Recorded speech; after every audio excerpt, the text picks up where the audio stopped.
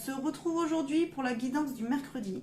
Alors, on va pas faire de guidance intemporelle cette fois-ci, non, je vais vous proposer le tirage du mois d'octobre, tiré de l'agenda Parole de sorcière 2021-2022. Donc ça, c'est l'agenda de l'année dernière. Elle en a sorti un autre pour cette année, mais moi, j'ai celui de l'année dernière, j'ai pas celui qu'elle a sorti là en septembre. Et du coup, tous les mois, elle propose un tirage donc lié en fait aux énergies du mois, à ce qu'on peut travailler chaque mois par rapport aussi au signe dans lequel on est. Là, j'ai pas qui tombe. Donc là, on est dans le signe de la balance, donc elle a appelé ça le tirage de la balance. Donc de quoi il traite ce tirage? Il traite en fait de trouver un équilibre entre l'être et le paraître, entre la manière dont je me perçois moi et la manière dont me perçoivent les autres, et du coup trouver un équilibre entre tout ça du coup. Donc ça va vous permettre peut-être de faire un point sur vous-même et savoir peut-être à travers les cartes comment vous voyez vous. Et aussi peut-être comment les autres vous voient et par rapport à ça, essayer de discerner comment vous améliorer, ce qu'il y a à garder ou pas à garder pour trouver un équilibre entre les deux. Voilà. Donc pour les personnes qui me regardent sur le groupe privé La Chouette Mystique-les ateliers, donc mon groupe privé sur Facebook, vous pouvez me contacter par message privé ou via mon numéro de téléphone si vous êtes intéressé pour que je vous fasse ce tirage-là, mais pour vous personnellement, puisque là évidemment on est sur un tirage général, mais si vous êtes intéressé par ce tirage-là vraiment personnalisé pour vous seul, vous me contactez et du coup on voit ensemble comment, les conditions du coup pour avoir le tirage. Voilà, pour les personnes du coup qui me suivent sur YouTube, alors soit si vous êtes abonné, continuez à rester abonné. Et si vous ne l'êtes pas, je vous invite à le faire, à vous abonner et à cliquer sur la petite cloche du coup pour activer les notifications quand je sors une nouvelle vidéo. Du coup j'en sors à peu près 3 par semaine, une le lundi avec les énergies de la semaine, l'astro-semaine, donc signe par signe avec les signes astrologiques. Ensuite le mercredi, donc une guidance intemporelle ou tirage du mois. Et en vendredi, l'astro-week-end, du coup c'est là où je fais les énergies pour le week-end à arriver. Enfin à venir, pardon plutôt. Voilà, je vous ai tout dit. Du coup, on va commencer le tirage. Donc, pour ce faire, je vais utiliser le tarot des belles créatures. Voilà. Et c'est parti. Donc, la première question est quelle image ai-je de moi-même? Donc, on va dire que ça va être votre plus grande qualité, en fait. Donc, quelle image ai-je de moi-même? Allez, c'est parti. Alors, les cartes, elles sautent n'importe comment. Quelle image ai-je de moi-même? Donc, quelle est ma plus grande qualité?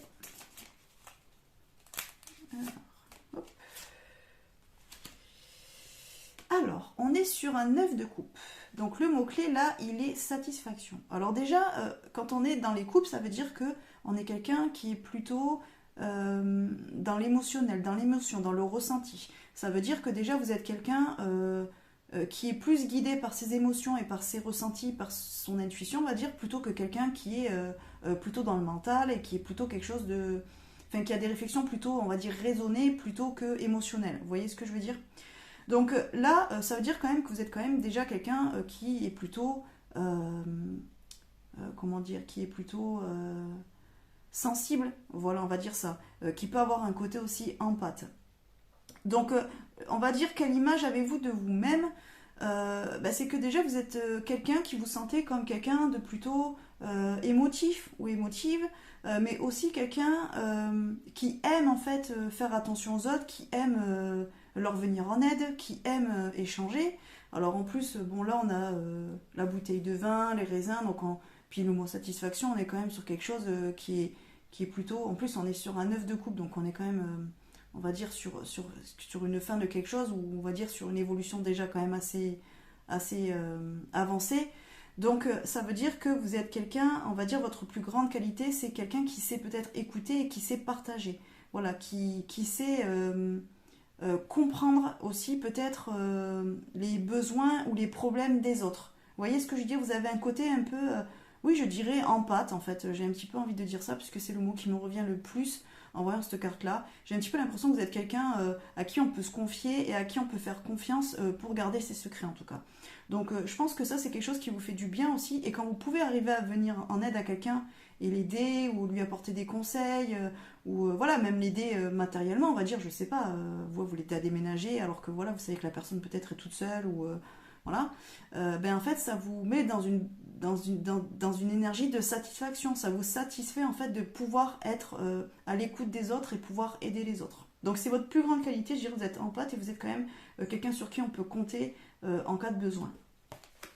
Donc ensuite, comment la mettre en valeur cette qualité? Alors, comment la mettre en valeur cette qualité? Alors, on est sur un 7 d'épée, donc là on parle de trahison. Donc là j'ai envie de dire comment la mettre en valeur cette qualité, ben, c'est faire attention justement à qui vous faites confiance et à qui vous venez en aide. Ça veut dire que être empathe, être attentif aux autres, savoir anticiper leurs besoins ou savoir les écouter, c'est très bien. Mais il faut faire attention à pas vous laisser entraîner dans toutes les situations et au final vous oubliez vous, parce qu'en fait les gens vont profiter de cette qualité. C'est pour ça qu'on a le mot trahison là, parce que pour moi il y a des gens qui vont ou qui ont beaucoup profité de cette qualité là de vous. Vous êtes quelqu'un en fait qui, quand vous appréciez quelqu'un, quand vous aimez quelqu'un, vous donnez tout, vous êtes là pour cette personne, vous pouvez la prioriser même et la faire passer avant vous. Vos propres besoins par exemple, vous allez faire passer les siens avant les vôtres, et certaines personnes peuvent en profiter. Et là en fait ce qu'on est en train de dire c'est que c'est une belle qualité que vous avez, mais attention à ne pas la gâcher non plus n'importe quand et avec n'importe qui. Vous pouvez aider les autres, mais il y a des personnes qui peut-être, c'est pas qu'il faut pas les aider, mais c'est juste que à un moment donné, il faut que vous arriviez à faire la différence entre les gens qui ont besoin de vous, mais qui, admettons, si un jour vous êtes dans le besoin, ces personnes-là sauront vous le rendre, c'est-à-dire que ça sera un partage sain, plutôt que des personnes qui sont juste là pour prendre ce que vous avez et qui au final ne vous rendent jamais rien, ou qui disparaissent de votre vie une fois que vous avez résolu leurs problèmes, ou que vous avez pu les aider à quelque chose, ou que vous étiez là pour écouter leurs petits soucis, et puis hop, après ils disparaissent et puis vous n'en entendez plus parler. Arrêtez d'utiliser votre énergie à mauvais escient, on va dire.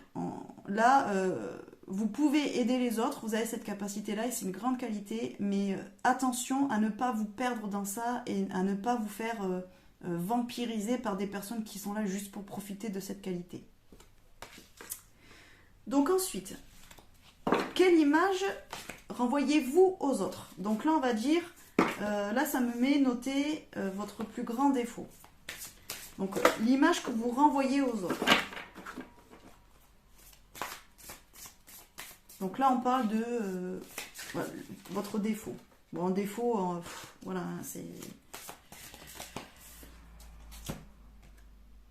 Alors, vous avez la papesse, on a en mot-clé le sens moral. Peut-être que justement pour les autres, vous êtes quelqu'un qui a beaucoup de valeurs et en fait qui ne déroge pas à ces valeurs. Peut-être que les gens, l'image que vous renvoyez aux autres, c'est que vous êtes plein de principes moraux, voilà par exemple, des valeurs qui sont profondes en vous, et pour certains, ça peut peut-être paraître être enfermant ou on a l'impression en fait que vous sortez pas du cadre. Voilà, c'est en fait vous pensez comme ça et du coup les gens imaginent que vous, si vous pensez comme ça, vous n'appréciez que les personnes qui pensent comme vous, qui ont les mêmes valeurs que vous, qui ont le même sens moral que vous. Vous voyez ce que je veux dire? Et alors c'est pas vraiment un défaut, mais disons que les gens ils vous sentent je trouve pas le mot en fait, ça me vient pas. Vous paraissez un petit peu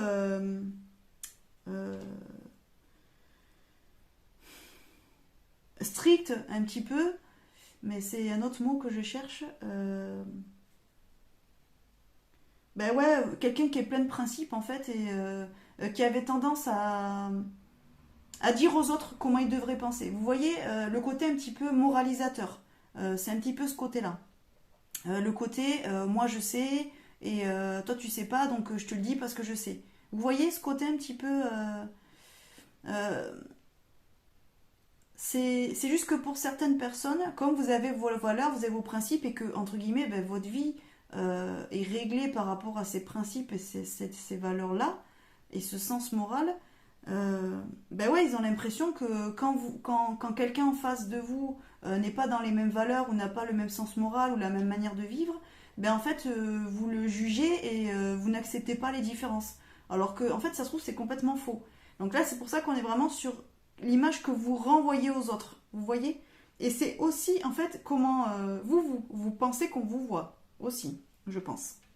Mais en tout cas, les gens, voilà, ce que vous leur envoyez, c'est ce côté un petit peu, oui, ce côté un petit peu strict, un petit peu, euh, oui, ben, vous êtes dans votre truc et puis il faudrait que tout le monde ait les mêmes valeurs et les mêmes sens moral. Voilà, c'est un petit peu ça que vous renvoyez. J'espère que j'ai été claire parce que c'est un petit peu, voilà, c'est le mot rigide que je cherchais. Voilà, les gens vous voient peut-être comme quelqu'un de strict et de rigide dans le sens où vous ne dérogez pas à vos règles et à vos valeurs, quoi. Voilà. Disons, il est venu de loin celui-là. Hein. Donc ensuite, comment vous améliorer? Donc peut-être pour que les gens ne vous voient plus de cette manière-là. Comment vous améliorer? Alors, on a la carte de l'ermite, donc de l'introspection. Alors, normalement, l'ermite, c'est un petit peu pour nous dire qu'il faut qu'on se mette en retrait pour réfléchir, pour prendre du recul, pour faire voilà, de l'introspection. Donc, c'est-à-dire qu'on se coupe un petit peu du monde, on se met un petit peu dans sa grotte ou dans sa caverne et on évite les contacts humains pour travailler sur soi et se poser les bonnes questions et savoir comment euh, bah, résoudre un problème ou comment évoluer ou des choses comme ça. Là, on est sur comment améliorer ce défaut-là. Alors, peut-être que déjà, il serait intéressant de faire une introspection dans le sens où déjà déterminer quelles sont vos valeurs à vous, votre sens moral à vous, ce qui est important et comment vous avez l'impression de réagir quand quelqu'un en face de vous n'a pas ces mêmes valeurs. Euh, Est-ce que vous avez l'impression que vous êtes quelqu'un qui se ferme et qui a du mal à accepter que les autres ne vivent pas de la même manière et n'est pas votre point de vue, par exemple, ou n'est pas vos croyances? Ou au contraire, est-ce que vous êtes quelqu'un qui, oui, vous paraissez rigide par rapport, enfin, vis-à-vis des autres, mais vous ne l'êtes pas du tout. Ça veut dire que, au contraire, vous aimez partager, vous aimez entendre les idées des autres, vous aimez savoir comment les autres vivent et quelle est leur manière de vivre, par exemple, leur manière de penser. Euh, il y a peut-être un petit peu temps de faire un petit point sur ça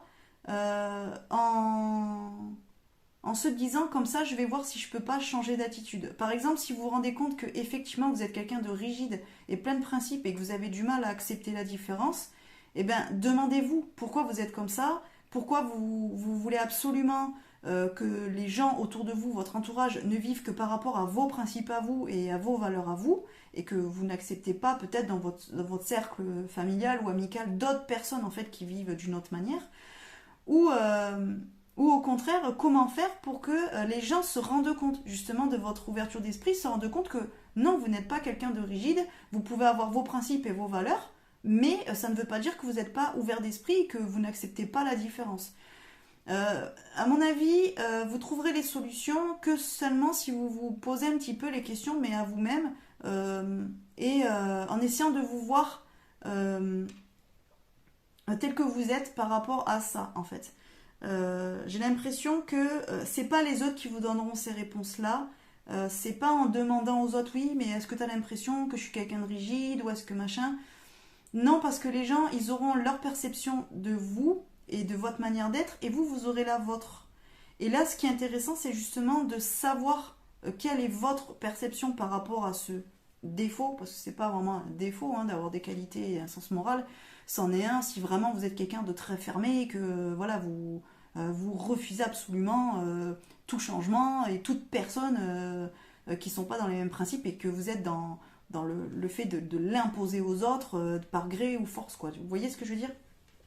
Mais si vous n'êtes pas dans cet état d'esprit-là, c'est pas un défaut, c'est juste une manière d'être, et j'ai envie de dire, heureusement que vous avez un sens moral et des principes, de toute façon, tout le monde en a, c'est juste que chacun a les siens, et est-ce que vous acceptez que d'autres ont leurs propres principes et que ça ne vous dérange pas, ou est-ce que ça vous pose des problèmes? Mais si ça vous pose problème, là, à mon avis, il faut chercher pourquoi vous êtes dans le refus peut-être d'autres principes ou d'autres croyances, ou que ça vous fait du mal quand les autres n'adhèrent pas à vos principes ou à vos valeurs ou à vos croyances. Ça peut être ça aussi.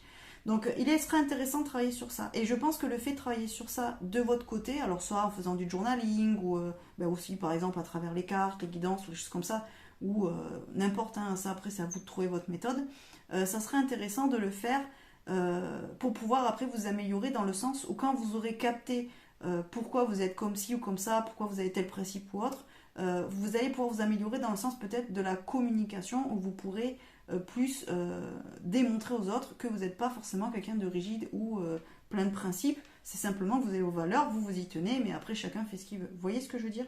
C'est un petit peu ça. J'espère que j'ai été claire. Donc enfin, dernière question, comment garder l'équilibre entre l'être et le paraître? Alors, attendez, parce que j'ai tout fait. Comment garder l'équilibre entre l'être et le paraître?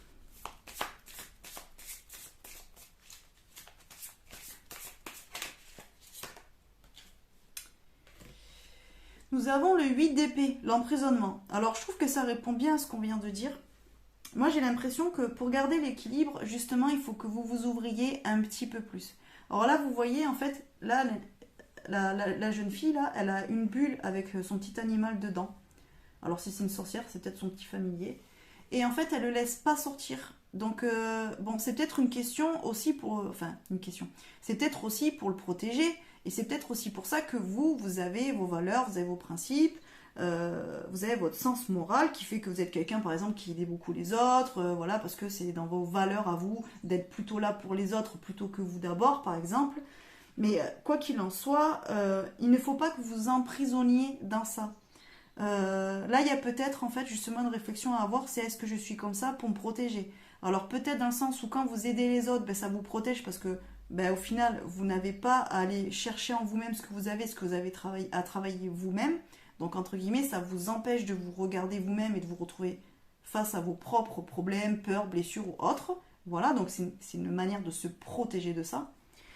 Et le fait aussi de renvoyer aux autres une image de quelqu'un qui est rigide ou strict par rapport à ses valeurs et ses croyances, mais c'est peut-être aussi pour qu'on ne vous pose pas trop de questions et pour qu'on n'essaie pas trop de creuser non plus, de savoir qui on est et pourquoi vous avez telle valeur ou telle croyance. Vous voyez ce que je veux dire? Peut-être que vous ne voulez pas vous expliquer sur ça. Et là, j'ai l'impression que pour garder l'équilibre entre les deux, justement, il faut peut-être un petit peu sortir de ça et vous ouvrir un petit peu plus aux autres, quitte peut-être à être déçu ou peut-être vous confronter à des gens qui ne seront pas d'accord avec vous aussi, ou qui n'auront pas les mêmes points de vue, ou qui remettront en cause certaines de vos croyances ou certaines de vos valeurs. Mais en tout cas, pour moi, là, il faut que vous sortiez en fait de cet emprisonnement de je me protège, je me mets dans une bulle et je n'en sors pas. Et je me protège en aidant les autres, comme ça pendant que j'aide les autres, déjà je m'aide pas moi-même et moi on me demande rien, voilà, surtout je ne demande pas aux autres qu'on m'aide, hein, voilà, je fais comme si tout allait bien. Et en même temps, j'ai mes valeurs, j'ai mes principes, du coup je déroge pas à ça, la personne de toute façon elle se dit oulala, de toute façon elle oui il pense comme ça, du coup ça sert à rien de discuter parce que j'arriverai pas à lui faire changer d'avis ou il accepte pas la différence ou autre, et comme ça au moins on vous pose pas de questions. Non, moi j'ai l'impression que justement il faut commencer à recommuniquer et que les gens en fait ils puissent vraiment atteindre la personne que vous êtes réellement. Alors oui, ça va vous demander de vous ouvrir et de vous ouvrir à vous-même, puisqu'il va falloir que justement avec une introspection vous puissiez aller chercher et découvrir qui vous êtes réellement et pourquoi vous avez telle ou telle manière d'être et manière de faire et une manière de réagir et pourquoi vous avez telle ou telle valeur ou tel principe et pourquoi vous êtes contre tel ou tel principe par exemple ou telle croyance. Mais ça vous permettra aussi à travers les autres mieux vous connaître aussi.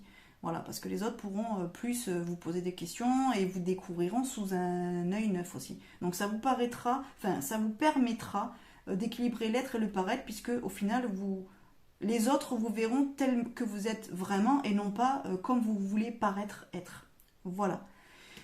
Bon, écoutez, je pense que c'est quand même un bon tirage, ça dit quand même pas mal de choses. Maintenant, ben, j'ai envie de dire, si vous voulez suivre les conseils des cartes, eh bien, faites-le. Si ben, ça ne vous parle pas, ben, laissez, parce que ça veut dire que là, pour le coup, la vidéo n'est pas faite pour vous donner un message à vous. En tout cas, je trouvais que c'est quand même très intéressant. Ça peut quand même toucher pas mal de personnes, parce que je pense qu'on est plus ou moins tous comme ça. On a tous un petit peu un petit côté comme ça, où on préfère, voilà, hop, on fait d'abord pour les autres, on aide les autres avant de s'aider soi-même, des choses comme ça. Se mettre un petit peu dans cette bulle de protection, je pense qu'on fait un petit peu tous. Donc le message quand même, il est assez général et je trouve qu'il peut quand même parler à pas mal de monde. Voilà, en tout cas, j'espère que ce tirage vous aura plu. Est-ce que je vous tire une dernière carte? On va aller voir avec Joe ce qu'il en pense lui. Et après, on s'arrête là. Joe, t'en penses quoi de comment garder l'équilibre entre être et paraître? Allez, il en pense quoi, Joe? Garde confiance, tout roule. Voilà, ben écoutez, je vous laisse interpréter. Voilà, c'est le mot de Joe. Joe a toujours le bon mot, c'est toujours quoi dire. Voilà. Allez, sur ce, on se retrouve du coup vendredi pour faire la vidéo de l'Astro Weekend. Et en attendant, je vous souhaite une belle journée et une bonne fin de semaine. Des bisous.